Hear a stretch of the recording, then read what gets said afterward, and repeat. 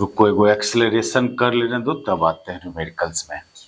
लेकिन सुनो, एक न्यूमेरिकल्स पहले, हम लोग अभी तक जो भी क्वेश्चन किया उसमें पोजीशन टाइम के फंक्शन में दे रहे थे और वेलोसिटी फाइंड करने बोल रहे थे ना। Position as a function of time and velocity as a function of time find करना था। अब उल्टा काम करना हो, velocity as a function of time given हो और position as a function of time find करना है। इस क्वेश्चन को देखो, देखो दो बात है, पोजीशन वेलोसिटी। यदि एक्स डायरेक्शन की बात करें तो पोजीशन गिवन और वेलोसिटी निकालना है तो डिफरेंशिएशन करके जाओगे, और वेलोसिटी गिवन है, पोजीशन फाइंड करना है तो इंटीग्रेट करके जाओगे। ठीक है, देखो इस क्वेश्चन को, ए particle is in motion along x axis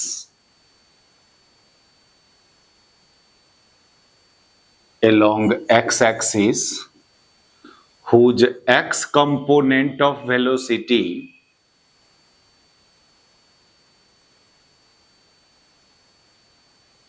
is given by Vx equal to 2t. Particle starts its motion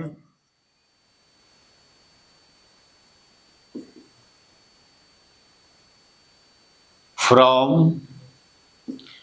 x equal to plus 2 meter. Find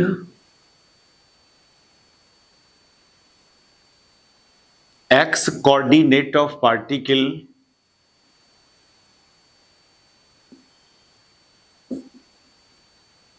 as a function of time.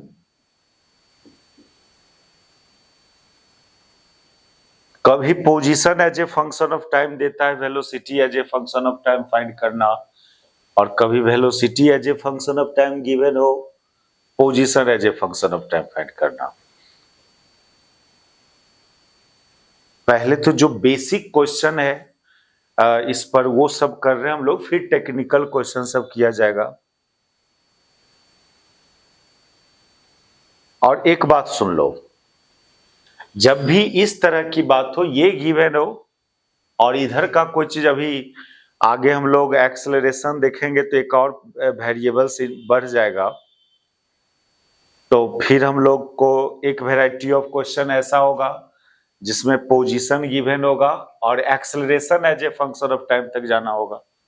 अभी तो velocity as a function of time तक रहे ना, acceleration तक find करना पड़ेगा, और कभी एक्सेलरेशन गिवन होगा और position as a function of time तक जाना होगा। तो अभी हम आ रहे हैं एक्सेलरेशन पढ़ने के बाद वो काम करेंगे। एक पैरामीटर्स और, तो ऊपर पोजीशन से एक्सेलरेशन फाइंड करना है तो डिफरेंशिएशन से जाते हैं, और इधर वाला कोई गिवन है, ऊपर वाला फाइंड करना है तो इंटीग्रेशन से जाओगे। जब ऐसा होता है ना तो एक केस आपको देगा, यहां पर इनिशियल कंडीशन ऑफ मोशन जरूर देगा कि इनिशियली पार्टिकल कहां था, क्या वेलोसिटी था, ये सब जरूर देगा आपको। उधर से इधर आने में इनिशियल कंडीशन की जरूरी नहीं है, लेकिन इधर से उधर जाने में इनिशियल कंडीशन की जरूरत पड़ेगा। ये क्या बोल रहे हैं यहां, particle starts it's motion means क्या, एट टी बराबर 0। ये जो लैंग्वेज में लिख रहे हो स्टार्ट्स इट्स मोशन, इसको मैथमेटिकली क्या बोलोगे, एट टी बराबर 0, टाइम 0। तो उस समय पार्टिकल कहां था, +2 मीटर पर। तो ये क्या हुआ, इनिशियल पोजीशन हुआ नहीं। टी बराबर 0 पर x बराबर +2 मीटर दे रहे हैं, तो इसको आप x0 लिख सकते हो, और मीनिंग क्या समझेंगे इसका, इनिशियल पोजीशन। ठीक है, अब ये क्यों दिया जाता है, जब इधर वाला कोई गिवन है और वो फाइंड करना है, तो ये सब इनिशियल कंडीशन आपको क्यों दिया जाता है, क्योंकि इंटीग्रेशन करना होगा। इंटीग्रेशन करोगे तो एक इंटीग्रेशन कांस्टेंट आएगा, क्या, उसका वैल्यू फाइंड करने के लिए ये इनिशियल कंडीशन दिया जाता है। देखो क्वेश्चन को मिटावे, यहाँ velocity as a function of time given है और position as a function of time find करना है। तो Vx को एक बार इंटीग्रेट करोगे तो पोजीशन निकलेगा, integration of Vx with respect to t, ये x देगा। अब ये बात कहां से कर रहे हैं हम लोग, ये ओरिजिनल डिफिनीशन ही था, dx बाई dt बराबर Vx होता है ना, तो dx बराबर क्या, Vx इंटू dt। फिर इसी को क्या करोगे, इंटीग्रेट, तो dx को x और ये तो ऐसे ही रहने दो, समझे बात। तो ओरिजिनल डिफिनीशन से ये रिलेशन आता है, ये होता था ना x component of velocity, x coordinate का differentiation with respect to time. तो अभी Vx दिया हुआ है 2t, इसको इंटीग्रेट करोगे तो t का इंटीग्रेशन t²/2 और एक इंटीग्रेशन कांस्टेंट भी ना, दैट इज x बराबर t² प्लस c। अब इसी c को फाइंड करने के लिए वो इनिशियल कंडीशन को यूज करेंगे। तो इनिशियल कंडीशन यूज करोगे कि चूंकि एट फ्रॉम क्वेश्चन t बराबर 0, x बराबर कितना +2, तो जब t 0 डालोगे तो x की जगह 2 डालोगे तो c का भी वैल्यू 2 ही आएगा ना, देन c इज ऑल्सो 2, फिर से c को इसी में डाल दो तो जनरल एक्सप्रेशन हो जाएगा, इसलिए x बराबर t² प्लस 2। अब इस इक्वेशन से जिस टाइम पर का पोजीशन फाइंड करना है फाइंड कर सकते हो, समझे। देखो ये t बराबर 0 पर x बराबर 2, तो c का वैल्यू 2, फिर इसको जनरल फॉर्म में लिखना ही है, c का वैल्यू डालने के बाद उतारिए इसको। चलो सुनो, पहले एक्सेलरेशन को देखिए, फिर आते हैं इस वैरायटी का बहुत सारा न्यूमेरिकल्स करना है। तो हम लोग average speed, average velocity, instantaneous speed and instantaneous velocity define किया, ठीक है। एवरेज स्पीड में तो डिस्टेंस बाय टाइम था ना, बट एवरेज वेलोसिटी में डिस्प्लेसमेंट बाय टाइम था, ठीक है। इसको फिर यूनिट वेक्टर में ले गया तो delta x by delta T I cap plus delta y by delta T J cap, और इसको क्या रीड किया था, delta x by delta T को क्या बोला था, average velocity along x axis ना, average velocity along x axis, similarly for delta y by delta T.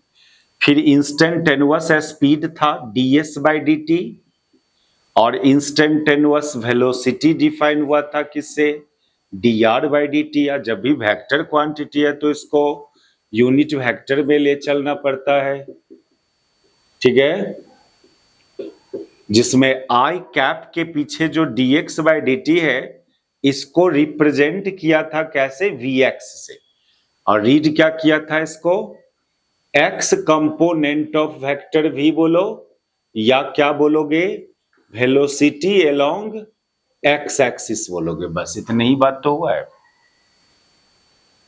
चलिए acceleration,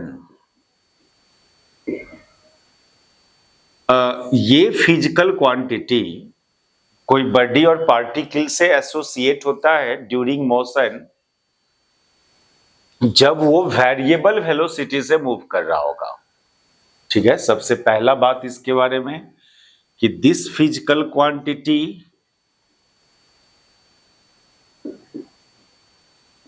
associate with moving particular body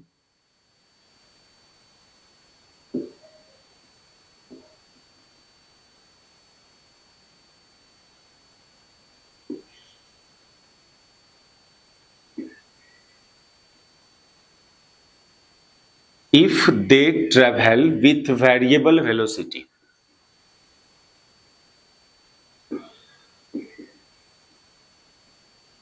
तब ये फिजिकल क्वांटिटी को एसोसिएट करेंगे उस बॉडी के साथ, और वेलोसिटी वेरिएबल हो तो फिर ये क्या बताना चाहता है उस समय, rate of change in velocity को रिप्रेजेंट करता है, किस रेट से वेरी कर रहा है वेलोसिटी, ठीक है।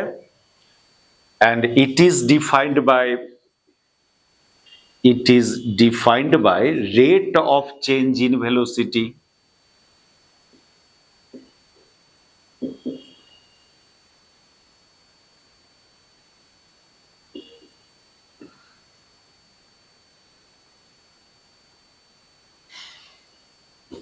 और इसका फीलिंग्स कब होता है हम लोग को, जब बाइक पर चढ़ते हो, एक्सेलरेटर ले रहे होते हो, उस समय वेलोसिटी इंक्रीज कर रहा होता है ना। जब ब्रेक लेते हो उस समय भी ये फीलिंग्स होता है, उस समय भी वेलोसिटी चेंज करना चाहिए। अब इंक्रीज या डिक्रीज वो मैटर नहीं, दोनों केस में ये फिजिकल क्वांटिटी एसोसिएट होगा। तो रेट, किस रेट से चेंज हो रहा है वेलोसिटी। अब रेट ऑफ चेंज चूंकि दो टाइप का होता है, average rate of change and instantaneous rate of change. समझे, ये तो मैथमेटिकल बात है, फिजिक्स की बात नहीं है। तो चूंकि रेट ऑफ चेंज दो वैरायटी का, इसलिए इसको ये भी दो टाइप का, average acceleration and instantaneous acceleration. तो एवरेज एक्सेलरेशन, एवरेज का मीनिंग तो सब जगह एक ही होगा। एवरेज का मेन मीनिंग, कोई भी फिजिकल क्वांटिटी हो तो उस चीज का value between two instant of time या बिटवीन टू पोजीशन, चाहे वो एवरेज स्पीड हो या एवरेज वेलोसिटी हो। तो वो बात तो आप समझ रहे हो। हम डायरेक्ट मैथमेटिकली डिफाइन करें एवरेज एक्सेलरेशन को, ए एव वेक्टर क्वांटिटी है ये भी, तो ये change in velocity by time interval,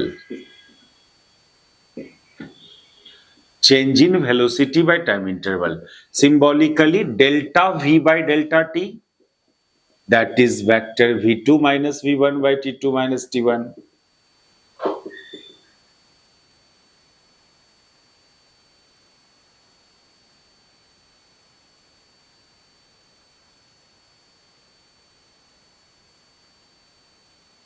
और इसका एक्स वाई कंपोनेंट से मतलब नहीं है। इंस्टेंटेनियस एक्सेलरेशन को यूनिट वेक्टर में ले चलेंगे, एवरेज एक्सेलरेशन को यूनिट वेक्टर में ले जाने की कोई जरूरत नहीं है। ठीक है, जो हम लोग देख रहे हैं आगे जो न्यूमेरिकल सब मिलना है हम लोग को, वो सब एवरेज वेलोसिटी को यूनिट वेक्टर में नहीं ले जाना है। अच्छा, और इसका डायरेक्शन किधर, इसका डायरेक्शन चेंज इन वेलोसिटी के डायरेक्शन में, वेलोसिटी के डायरेक्शन में नहीं बोलो, क्या, चेंज इन वेलोसिटी के डायरेक्शन में। And it is directed in the direction of delta we, it is directed in the direction of delta we, यानी चेंज इन वेलोसिटी का जो डायरेक्शन होगा उधर हो जाएगा एक्सेलरेशन का डायरेक्शन। सपोज करो पहले कोई बॉडी और पार्टिकल ईस्ट के अलोंग जा रहा था, ये वेलोसिटी वेक्टर v1, अब वो नॉर्थ की तरफ जा रहा है तो वेलोसिटी वेक्टर v2। तो v2 माइनस v1 का डायरेक्शन क्या होगा वो पता करो। तो v2 को तो ऐसे ही रहने दो, अब माइनस v1 के लिए v1 को रिवर्स कर दोगे, उलट दोगे v1 को ना, v1 को उलट दोगे। तो v2 माइनस v1 मीन्स क्या, vector v2 minus v1 means vector v2 plus minus v1। क्या, v2 में माइनस v1 को ऐड करना अकॉर्डिंग टू ट्रायंगल, और देखो v2 प्लस माइनस v1, इसका रिजल्टेंट ये आ रहा है ना, ये ना, ये हुआ वेक्टर v2 माइनस v1 का डायरेक्शन, इधर ही हो जाएगा आपका वो एवरेज एक्सेलरेशन का भी डायरेक्शन। ठीक है, तो वेलोसिटी के डायरेक्शन में जरूरी नहीं है एक्सेलरेशन का डायरेक्शन, चेंज इन वेलोसिटी के डायरेक्शन में ये फिर बात करेंगे हम लोग। ये सब इंस्टेंटेनियस एक्सेलरेशन,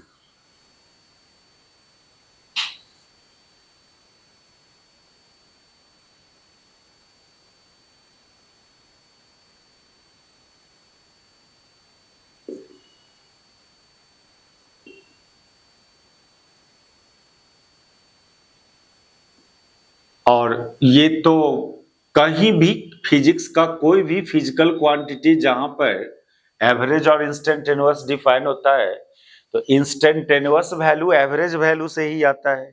उसी में क्या करते हैं, लिमिट लगाते हैं किस चीज का, टेंड्स टू जीरो, नीचे वाला जो होगा उसका टेंड्स टू जीरो, यानी जो एवरेज एक्सेलरेशन है जो delta V by delta T, तो नीचे डेल्टा टी है तो उसको टेंड्स टू जीरो करवाओगे।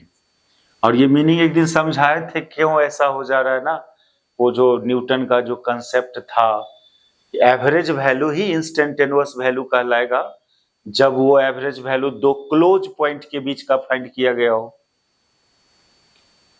तो फिर इसको और थोड़ा आगे बढ़ाएंगे, delta T tends to zero, average की जगह delta V by delta T. और ये तो मुनासिब नहीं है, जब एक चीज बहुत छोटा है तो डेल्टा फॉर्म में रिप्रेजेंट नहीं करके इसको किस फॉर्म में रिप्रेजेंट करना चाहिए, डी के फॉर्म में, जिसको कैलकुलस के लैंग्वेज में differentiation of velocity with respect to time.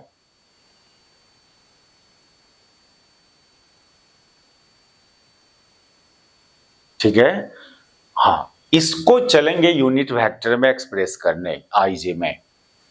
तो वेलोसिटी वेक्टर v को तो यूनिट वेक्टर में हम लोग एक्सप्रेस किया था, वो कैसे, vxi प्लस v बाई जे। तो यही चीज वहां पर सब्स्टिट्यूट कर दो तो a बराबर हो जाएगा, इसको डिफ्रेंशिएट करोगे dv by dt, that is dvx by dt i cap plus dvy by dt j cap ना। तो यहां पर ये dvx बाई dt क्या हुआ, ये dvx बाई dt को रिप्रेजेंट कैसे करोगे, किसका i का कोएफिशिएंट है, वेक्टर a का ना, तो रिप्रेजेंट कैसे करेंगे, a के नीचे सफिक्स x लगाएंगे। ठीक है, और फिर रीड क्या करोगे, x component of acceleration vector a। Similarly for dvy by dt को डिनोट करो ay से and y component of acceleration, या एक और वो meaning, acceleration along x axis, acceleration along y axis. तो जब इतना को ax इतना को ay, तो इस एक्सेलरेशन वेक्टर को शॉर्टली कैसे, axi प्लस ayj ना। जब वेक्टर हम लोग पहले पढ़े हैं तो काइनेमेटिक्स को ऐसे पढ़ो। अब जो टीचर पहले वेक्टर नहीं पढ़ाता है तो वो लोग पहले वन डायमेंशनल पढ़ाएगा, फिर टू डायमेंशनल, एनसीईआरटी सब ऐसे ही किया है ना, बिना वेक्टर का पहले मोशन इन स्ट्रेट लाइन पढ़ा दिया है। तो वो लोग फिर खाली यही इसी की बात किया है, उस समय इस तरह से बात नहीं किया है। जब मोशन इन प्लेन पढ़ने जाओगे तब ऐसा, जब वहां पर वेक्टर बताया तब ऐसा बात किया है। लेकिन कॉम्पिटिटिव पॉइंट ऑफ व्यू से लोग वेक्टर पहले बता देता है, तो स्टार्टिंग से क्यों नहीं हम ऐसे करें। ठीक, एक और बात यहां पर, ये ax dvx बाई dt और vx चूंकि dx बाई dt, चूंकि vx डिफाइन था dx बाई dt से और अभी ax डिफाइन है dvx बाई dt, तो फिर इस vx की जगह dx बाई dt रख दो, तो फिर इसको कैलकुलस में कैसे रिप्रेजेंट किया जाता है, d2x बाई dt स्क्वायर। तो बोलने के लिए double differentiation of x representation है बस।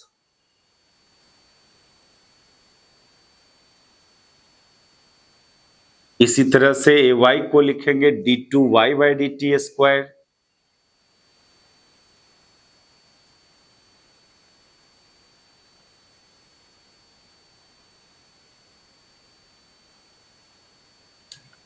अच्छा, यदि पार्टिकल कांस्टेंट वेलोसिटी से ट्रेवल करेगा तो दोनों टाइप ऑफ एक्सेलरेशन जीरो आएगा।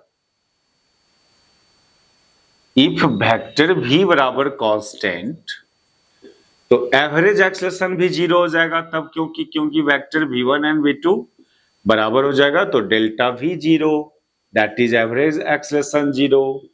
और v का कांस्टेंट होने से कांस्टेंट क्वांटिटी का डिफरेंशिएशन क्या होता है, जीरो, तो इंस्टेंटेनियस एक्सेलरेशन भी जीरो। ठीक है, देखो वेलोसिटी को चेंज होना होगा एक्सेलरेशन होने के लिए, या उल्टा बात, यदि बॉडी में एक्सेलरेशन होगा तो वेलोसिटी चेंज करेगा। एक तरफ बोल रहे हैं कि वेलोसिटी चेंज होगा तो बॉडी में एक्सेलरेशन आएगा, और दूसरा जब एक्सेलरेशन होगा तो वेलोसिटी चेंज करेगा। तो ये जो फ्री फॉल, ये सब जो मोशन होता है, कोई ऑब्जेक्ट को प्रोजेक्ट करते हो तो वेलोसिटी डिक्रीज किया क्योंकि उसमें एक्सेलरेशन था, जी, वेक्टर जी ना, इसलिए नहीं कि चूंकि वेलोसिटी चेंज किया इसलिए जी आया, ऐसा तो नहीं है।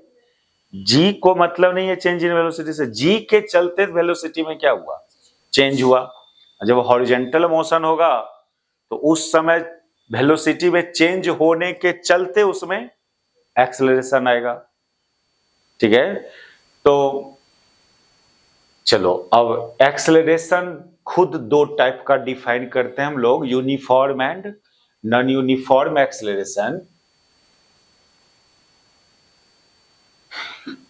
Uniform and non uniform acceleration, कोई भी टाइप ऑफ एक्सेलरेशन हो, वेलोसिटी को तो चेंज होना ही होगा। तो फिर ये दो नाम क्यों है? वो जो चेंज इन वेलोसिटी का स्टाइल है उस पर डिपेंड करता है कि यूनिफॉर्म होगा कि नॉन यूनिफॉर्म। अब जैसे इसको देखिए कि इस एक्सपेरिमेंट को 2 PM पर सपोज करो velocity 4 metre per second, 3 PM पर velocity 6 metre per second, 4 PM पर वेलोसिटी 8 मीटर पर सेकेंड। एक ये देखो, और इस एक्सपेरिमेंट को 2 PM 4 metre per second, 3 PM 6 metre per second, 4 PM 7 metre per second. तो वेलोसिटी तो दोनों जगह चेंज हो रहा है ना, एक्सेलरेशन दोनों केस में, वेलोसिटी में चेंजिंग दोनों जगह हो रहा है। क्या डिफरेंस है दोनों में? मतलब इसमें in each 1 hour change in velocity is equal 2 metre per second, वहां पर each hour each equal time में वेलोसिटी में चेंज इक्वल नहीं है। तो ये इस केस में बोलोगे एक्सेलरेशन यूनिफॉर्म, और इसमें नॉन यूनिफॉर्म। देखो, यदि in equal time interval change in velocity is unequal, या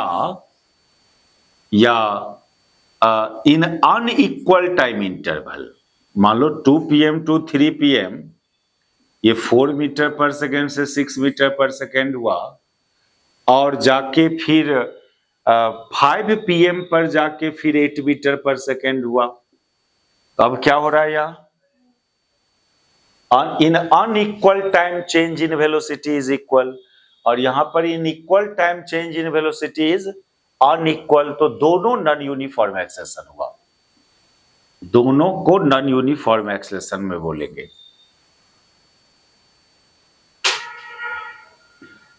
और ये यूनिफॉर्म एक्सेलरेशन, बड़ा फिगर बना के छोड़ो, लैंग्वेज नहीं लिखना इसमें, ठीक है। फिर एक्सेलरेशन को फिर दो पार्ट्स में और बांटा, डिवाइड किया गया है, निगेटिव एंड पॉजिटिव एक्सेलरेशन, या ऐसे लिखेंगे पॉजिटिव एंड निगेटिव एक्सेलरेशन।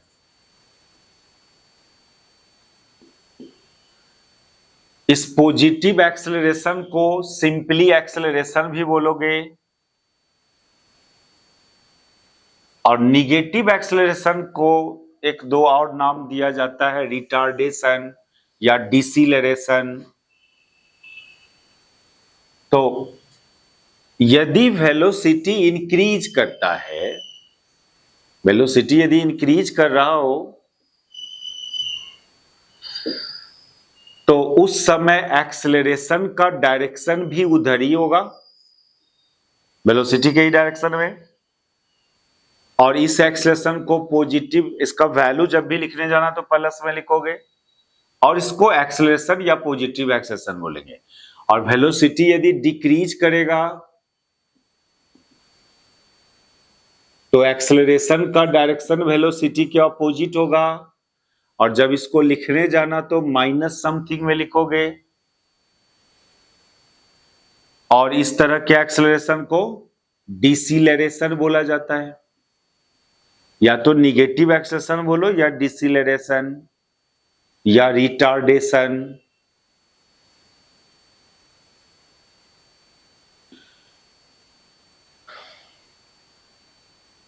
तो वेलोसिटी यदि डिक्रीज करेगा तो एक्सेलरेशन का डायरेक्शन वेलोसिटी के ऑपोजिट होगा, और इंक्रीज करता है वेलोसिटी तो उसी डायरेक्शन में होगा। यदि वन डायमेंशनल मोशन की बात करें तो, ऐसे टू डायमेंशनल मोशन होगा तो फिर जरूरी नहीं है एक्सेलरेशन किधरों हो सकता है, 90 डिग्री पर हो सकता है, एक्यूट एंगल पर भी हो सकता है, ऑब्ट्यूज एंगल भी हो सकता है वेलोसिटी से। लेकिन वन डायमेंशनल मोशन में है यदि बॉडी आपका, तो एक्सेलरेशन में be in the direction of velocity और opposite to the direction of velocity. But in 2 dimensional and 3 dimensional motion, acceleration and velocity के बीच कोई ऐसा डायरेक्शन फिक्स्ड नहीं है, कुछ भी हो सकता है, 90 डिग्री हो सकता है, ऑब्ट्यूज भी हो सकता है। अब जैसे कोई बॉडी को कुछ एंगल पर बॉल को बैट से प्रोजेक्ट किया तो बॉल इस तरह का पाथ ट्रेवल किया, तो इस केस में तो क्या देखते हो, एक्सेलरेशन वेक्टर तो सब पॉसिबल एंगल बनाता है। अब जैसे बॉडी यहां होगा, बॉडी का वेलोसिटी यहां, तब भी एक्सेलरेशन नीचे, बॉडी यहां भी होगा, वेलोसिटी का डायरेक्शन तब भी एक्सेलरेशन नीचे, क्या? तो कुछ भी हो सकता है, एक्यूट भी हो सकता है, ऑब्ट्यूज 90 भी हो सकता है, 2 डायमेंशनल एंड 3 डायमेंशनल मोशन में। लेकिन 1 डायमेंशनल में यही 2 पॉसिबिलिटी, या तो वेलोसिटी के डायरेक्शन में या उसके ऑपोजिट।